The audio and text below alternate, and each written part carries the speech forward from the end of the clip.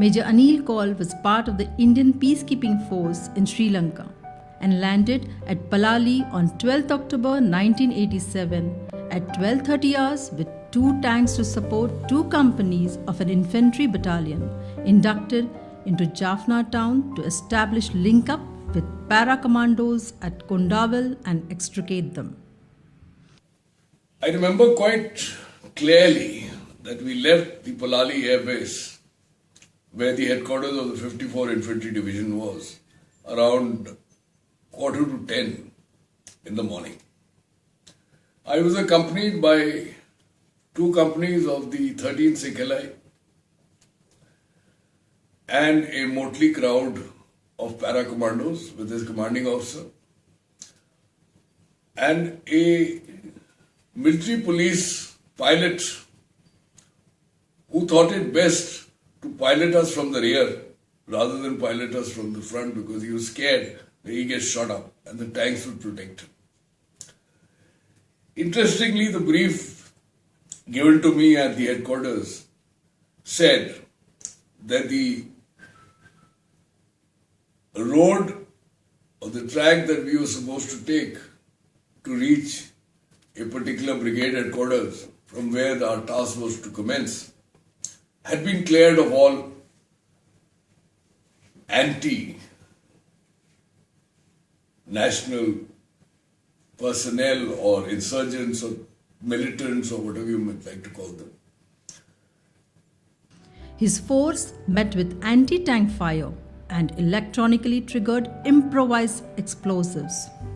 Undeterred, he led the advance, blasted the militants' strong points, and succeeded in establishing contacts with 1 tank already inducted with the infantry battalion.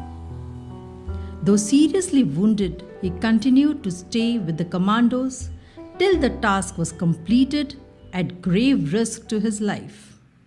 Suddenly, out of the blue, I found this horrible sight, which any soldier would agree with me, of somebody who you can see in front of you and who's aiming a weapon at you.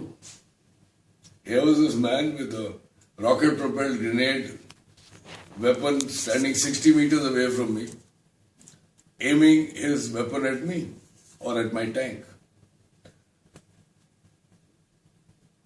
Time froze. Frankly, I just froze. I didn't know what would happen next.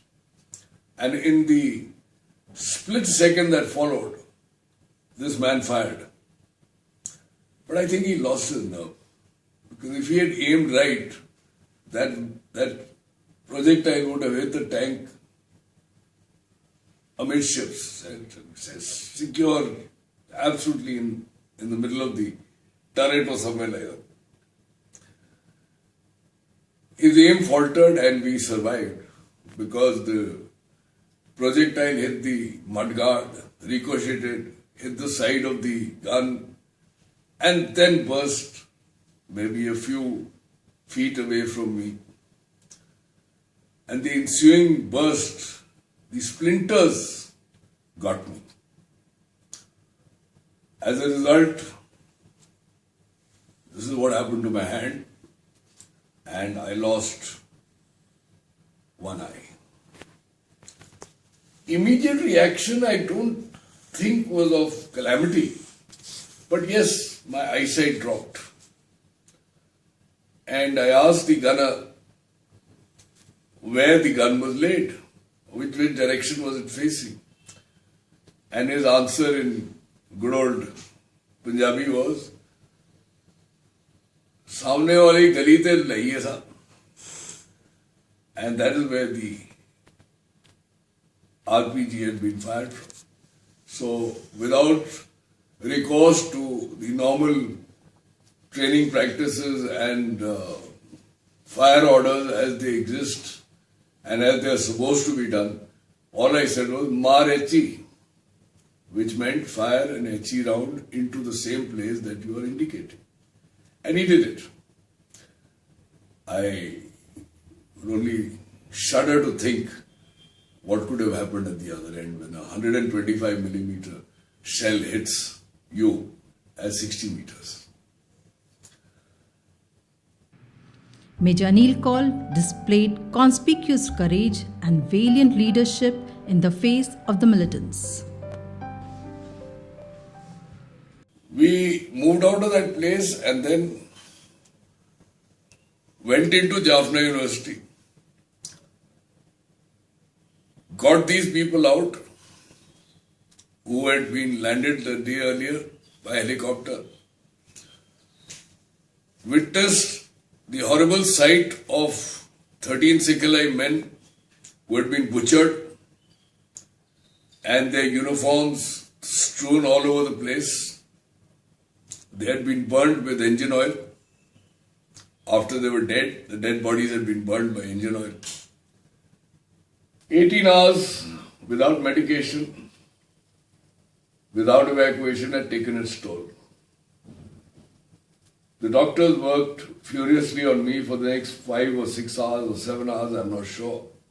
But late evening, I was told, this is of course come by information collected much later, that I was evacuated by air from Palali to Chennai, from Chennai to Bangalore, Bangalore to Pune, reaching Pune on the 16th of October. It has been the journey after that which has been painful. But one has emerged stronger with every step that was denied or deliberately stymied against me over the years. 80% disabled for life. I continued serving in this great army of ours for the next 18 years. The support of my family, the support of my late wife, the support of my children, and the support of my peers and my subordinates allowed me to get back to as normal as possible. In the meantime, on the 26th of January 1988, the Government of India announced that the President had been pleased to award me with the decoration of Veer Chakra for whatever I had done in combat. Thank you very much. Maj Anil Kaul was awarded Veer Chakra in 1987.